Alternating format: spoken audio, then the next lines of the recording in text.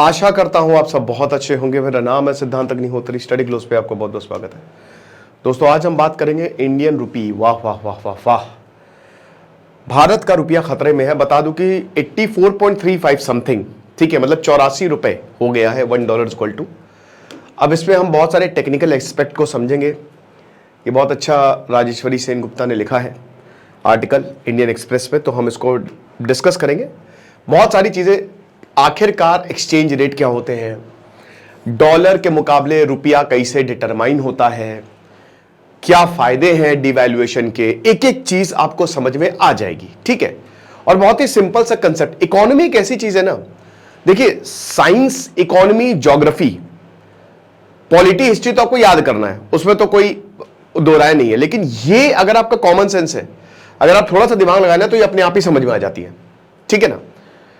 तो बात करेंगे। लेकिन दोस्तों ये शानदार कंटेंट्स हमने बनाए हैं। बेसिकली जो मैं आपको बता रहा हूं वो मॉनेटरी, पैसे को मैनेजमेंट को लेकर है। तो चाणक्य नीति ने क्या कहा था पैसे के मैनेजमेंट को लेकर। ये कंटेंट्स अगर आपको लगता है आपकी जिंदगी में हेल्पफुल होंगे तो आप इस कोर्स को ले सकते हो। मात्र 300 रुपए का कोर्स है। हमने 2 दिन कूपन कोड और एक्सटेंड कर दिया है कल तक, वरना फिर 1000 का हो जाएगा। नीति 70 कूपन कोड यूज करें, आपको डाउनलोड करें, वरना वेबसाइट विजिट करें। तो यार ऐसा है कि जो रुपया होता है उसी से पूरी दुनिया चल रही है, पैसे से पूरी दुनिया चल रही है। एक कुछ ना कुछ तो चाहिए ना एक्सचेंज करने के लिए। पहले बार्टर सिस्टम था कि एक हाथ दे दूसरे हाथ ले, तुम मुझे गाय दो मैं तुम्हें गेहूं दूंगा। लेकिन अब चीजें बदल गई हैं। फिर गोल्ड आया, ठीक है, गोल्ड, सिल्वर, कॉपर, ये सब आए। और अब फाइनली जो है वो रुपीज है, ठीक है ना। मतलब रुपीज क्या, पैसा है ना, पेपर करेंसी है। करेंसी जो है, आप करेंसी देते हो, बदले में सामान लेते हो, जिसके बाद जितनी करेंसी उतना बढ़िया। लेकिन हम व्यापार करते हैं, डिसाइड कैसे होता है कि वो जो कागज है उसकी वैल्यू है।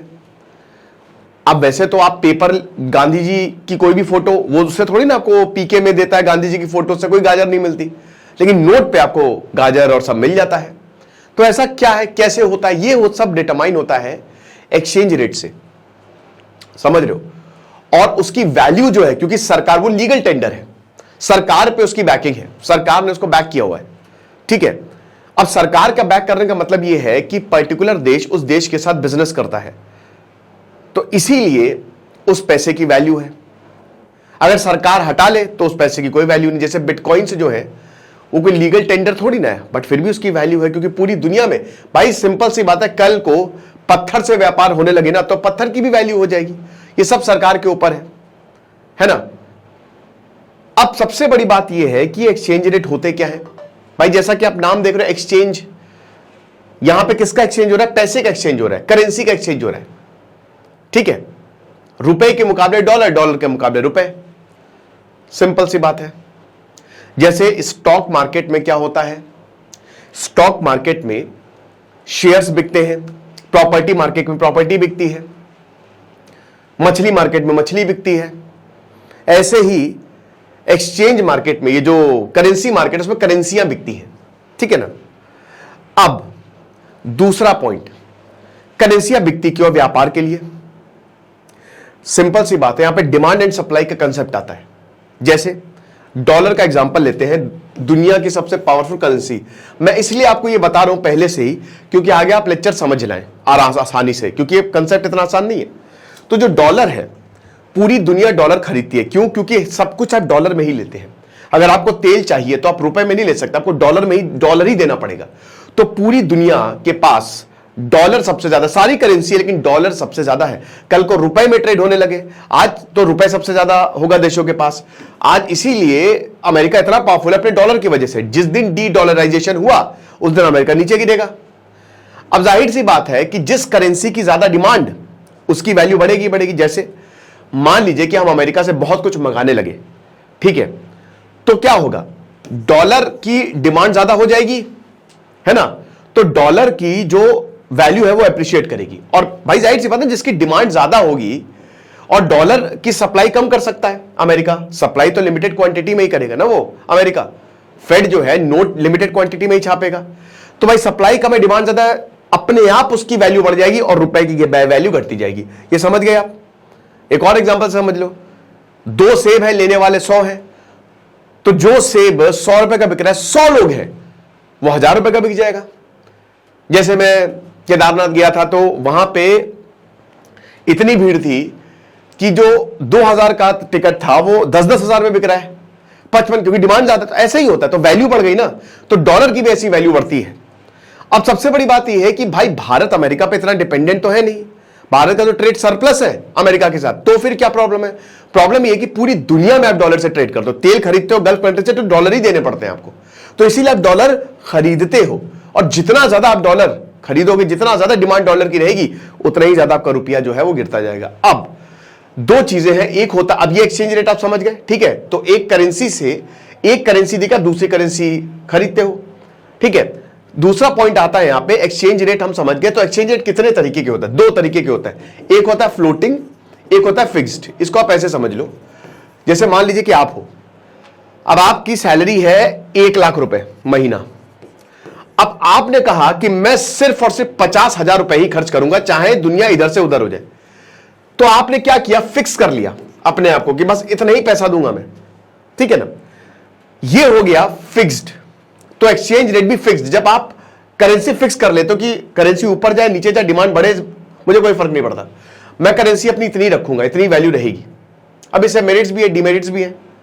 दूसरा होता है फ्लोटिंग। फ्लोटिंग का मतलब होता है कि आप करेंसी बढ़ा सकते हो, घटा सकते हो, डिमांड और सप्लाई के हिसाब से, मार्केट फोर्सेस के हिसाब से। वही एग्जांपल के तौर पे कि आपका 1 लाख रुपए का खर्चा है, 1 लाख रुपए सैलरी है आपकी। अब मान लीजिए कि आप बोल रहे हैं कि मैं सिचुएशन के हिसाब से खर्चा करूंगा, ठीक है, मैं 50,000 भी कर सकता हूं, मैं 80,000 भी कर सकता हूं, मैं 10,000 भी कर सकता हूं, वो सिचुएशन के हिसाब से डिपेंड करेगा कि मेरे घर के हालात कैसे हैं। फिक्स नहीं रखूंगा तो वो फ्लोटिंग हो गया। तो करेंसी मार्केट में भी ये दो ही चलते हैं। भारत का 1975 तक फिक्स्ड था, आरबीआई फिक्स करके रखी थी कि डॉलर के मुकाबले इतना ही देंगे हम। फिर 1975 से लेकर 1993 तक थोड़ा सा ईजिंग हुई, फिर 1991 के बाद फ्लोटिंग ही हो गया हमारा, मार्केट फोर्सेस पे, कि मार्केट पे डिपेंड करेगा कि हमारी रुपया जो है वो कैसा होगा। समझ गया आप? तो ये दो कंसेप्ट, आई होप आपको कोई दिक्कत नहीं हुई होगी। चलिए अब हम अपने लेक्चर पे, मतलब इस पीपीटी पे आगे बढ़ते हैं। तो अभी ये है कि जो स्टेबिलिटी है रुपए की वो टूटती जा रही है डॉलर के अगेंस्ट। अब यहां पे दो चीजें हैं, सेंट्रल बैंक, देखिए एक्सचेंज रेट जो है मैंने आपको बताया, जिससे आप करेंसी एक्सचेंज कर रहे हो, आप डॉलर खरीद रहे हो रुपया देके, तो ये जो एक्सचेंज रेट है ना, ये अभी बैंक कंट्रोल कर रही है। तो कहीं ना कहीं हम फिक्स्ड की तरफ जाते जा रहे हैं, मतलब फिक्स्ड तो नहीं कहेंगे, लेकिन एक आरबीआई का, रिजर्व बैंक ऑफ इंडिया का, क्योंकि आपकी मॉनेटरी पॉलिसी जो है वो आरबीआई कंट्रोल वो फ्रेम करती है, और फॉरेन एक्सचेंज से लेकर सब कुछ ये आरबीआई डिसाइड करती है। तो यहां पे लगातार इंटरवेंशन किया जा रहा है फॉरेन एक्सचेंज मार्केट में, ठीक है ना, ताकि रुपए जो है उसकी वैल्यू ठीक ठाक रहे। बट ऐसा हो रहा है, 84 रुपए आज $1 पहुंच गया है। कहां पे? ये काफी कम था, एक समय तो $1 इक्वल टू 1 रुपीज, लेकिन फिर यहां पे डिवैल्यूएशन, देखिए कंट्री अगर डिवैल्यूएट करती है तो उसके भी अपने फायदे हैं, आपके प्रोडक्ट चीपर हो जाते हैं। आप देखिए, जैसे मान लीजिए अमेरिका है, अब $1 इक्वल टू 84 रुपीज, तो आपके जो एक्सपोर्ट कर रहे हैं, आप जो बेच रहे हैं, वो तो सस्ता हो गया ना। तो यानी कि आपके प्रोडक्ट बढ़िया, चाइना के ऊपर यही इल्जाम लगता है, क्यों अपनी करेंसी को घटाता बढ़ाता रहता है, तो अपने प्रोडक्ट जो है वो खूब बेचता है, तड़ के बेचता है। लेकिन अगर आपको उसी देश से कुछ मंगाना है तो वो महंगा हो जाएगा। अब हमारे यहां दिक्कत यह है कि हम मंगाते हैं ज्यादा और बेचते हैं कम। तो अगर आप ज्यादा मंगा रहे हो, स्पेशली एनर्जी हम ज्यादा सभी मंगा रहे हैं, पेट्रोल गैस सब हम बाहर से मंगा रहे हैं, तो अगर आप बाहर से एनर्जी मंगा रहे हो और को डॉलर में पेमेंट करनी है तो महंगा हो गया, आपके लिए महंगा पड़ जाएगा। अगर आप बेच रहे हो तो ये आपके लिए फायदेमंद है। आप समझ रहे हो? तो वही हिसाब किताब है यहां पे। तो अभी $1 इक्वल टू 84 रुपए हो गया है। तो अब यहां पे पिछले 20 सालों में हम ये देख रहे हैं कि जो वॉलेटिलिटी है वो लगभग 5% के अराउंड रही है, ठीक है। जो रुपया और डॉलर वॉलेटिलिटी है 5% एवरेज रहा है, यहां पे 5% ऊपर नीचे हो जाए तो कोई दिक्कत की नहीं। लेकिन अप्रैल 2023 से लेकर 2024 तक ये वॉलेटिलिटी जो है ये 1.9% तक चले गई। और जितनी ये जितना कम होगा ना, उतनी भारत के लिए दिक्कत होगी, ठीक है, उतना ही रुपया जो है वो टूटेगा। तो अब स्टेबल एक्सचेंज रेट जो है, पहले क्या था कि वो मार्केट फोर्सेस, देखिए कोई भी चीज आप सबसे बेस्ट होता है मार्केट फोर्सेस पे छोड़ दो, आप कंट्री वैसे ही डेवलप करेगी, ठीक है ना। क्योंकि अगर देखिए यहां आरबीआई इंटरवीन कर रहा है, आरबीआई कंट्रोल कर रहा है, तो ऑथर ये कह रही है कि मार्केट फोर्सेस सबसे बेस्ट है। भाई जाहिर सी बात है, कंट्रोल करने की जरूरत ही क्या है, जैसे यहां पे नेचुरल मार्केट फोर्सेस जो स्टेबिलिटी है वो नेचुरल मार्केट फोर्सेस की वजह से नहीं है, स्टेबिलिटी तो पहली बात है ही नहीं, और जो नहीं भी आई है वो मार्केट फोर्सेस की वजह से। अब इसका मतलब क्या है? इसका मतलब ये है कि मान लीजिए प्याज है, अब मैंने कहा मेरा प्याज छोड़िए, अच्छा कोई और अच्छा सा एग्जांपल लेते हैं, मान लीजिए ये पेन है, अब मैंने कहा ये जो पेन है ये मार्केट में बिकेगा 200 रुपए का, ठीक है। अब क्या पता इसकी कीमत 500 रुपए है, मार्केट के हिसाब से, डिमांड एंड सप्लाई के हिसाब से हो सकता है इसकी कीमत बहुत ज्यादा मार्केट में, लेकिन मैंने फिक्स कर दिया, मैंने कहा नहीं ये 200 का ही बिकेगा, ये मैं कंट्रोल करूंगा, 200 का ही बिकेगा ये, तो अब मुझे तो लॉस हो गया है ना। और हो सकता है इसकी कीमत 50 से 100 रुपए हो, तब भी मैं 200 का बेच रहा हूं, तो दोनों में मुझे घाटा है। क्यों? जैसे मान लीजिए कि अगर इसकी कीमत 50 रुपए मैं 200 का बेच रहा हूं, कोई खरीदेगा नहीं खरीदेगा, और अगर किसी की कीमत जो है वो 500 रुपए मैं 200 का बेच रहा हूं तो मुझे लॉस है। तो मार्केट फोर्सेस में सबसे बेस्ट यही होता है कि वो डिटरमाइन कर लेती है कि आपका प्रोडक्ट कितने में बिकेगा, और करेंसी में भी यही होता है, करेंसी की वैल्यू भी इसी फ्री मार्केट से डिटरमाइन होती है। लेकिन अभी देखिए हम कहां पे 83, ये तो अभी तो 84 रुपए हो गया है, ये तो 83.50 तो पुराना है, समझ रहे हो। तो अब सबसे इंपॉर्टेंट रोल इसमें आरबीआई का आता है। अभी तक आरबीआई जो है वो दोनों side of the currency market को देख रहा था, ठीक है ना। अब आरबीआई क्या करता है? देखिए भाई जाहिर सी बात है कि अगर आप चाहते कि रुपए एप्रिशिएट ना करें तो ज्यादा डॉलर खरीद लो। मैंने क्या बताया, एक्सचेंज रेट, इसीलिए मैंने शुरुआत में समझा दिया भाई, ज्यादा चीज खरीद लो, वो बढ़ेगा ही नहीं उसके दाम, आपके पास ऑलरेडी जत्थे में है वो चीजें। और अगर आपको डिप्रिशिएट करना है तो आप बेच दो डॉलर, है ना। Selling dollars to prevent the rupee from depreciation and buying the dollars to prevent rupee from appreciating too much. Simple सी बात है, खरीद फरोख्त हो रही है यहां पे डॉलर्स की, ताकि रुपए को गिरने से या उठने से रोका जाए, और इसका बैलेंस बनाना बहुत ज्यादा जरूरी है। और वो बैलेंस अभी बनता हुआ दिख नहीं रहा है, क्योंकि हमारी जो रुपया है वो डॉलर से ही पेग्ड है, ठीक है। और अब वही है कि सेंट्रल बैंक का जो ये एक्शन है, इसकी वजह से जो एक्सचेंज रेट में स्टेबिलिटी है वो गई। लेकिन ये जो इंटरवेंशन अभी आरबीआई कर रहा है, इसमें लॉन्ग टर्म सस्टेनेबिलिटी अभी तो आपको ठीक लग रहा है, लेकिन क्या ये लॉन्ग टर्म में फिजिबल होगा, इस पे एक्सपर्ट जो है वो थोड़े से चिंतित है, राइट। तो जो बेसिक इकोनॉमी प्रिंसिपल है, ठीक है, किसी भी डेवलप्ड इकोनॉमी का, कि जो प्राइस ऑफ गुड सर्विसेज और एसेट्स है वो मार्केट पे, जो मैंने आपको बताया, अभी आपको एग्जांपल दिया, उस पे आप छोड़ दीजिए, है ना, फिक्स करने की जरूरत नहीं है। लेकिन जब भी भाई, ये तो इतिहास गवाह है, आप अगर कोई भी चीज फिक्स करने की कोशिश करेंगे तो वो खत्म हो जाएगा। मैंने बताया ना अभी 200 रुपए का पेन, वो एग्जाम्पल, तो मैं ही बर्बाद होऊंगा भाई, मार्केट तो चलता ही रहेगा, उनको क्या लेना देना भाई, वो तो चलते, the show goes on, show must नहीं, वो ऑलरेडी इट गोज ऑन। तो आप कहां पे इसमें फिट हो रही है आपको देखना है। अब मैं अपनी अकड़ में रहूं, ईगो में रहूं, तो काम हो चुका। तो अब ये मार्केट जो है डिस्टॉर्ट हो जाता है पूरा, ठीक है।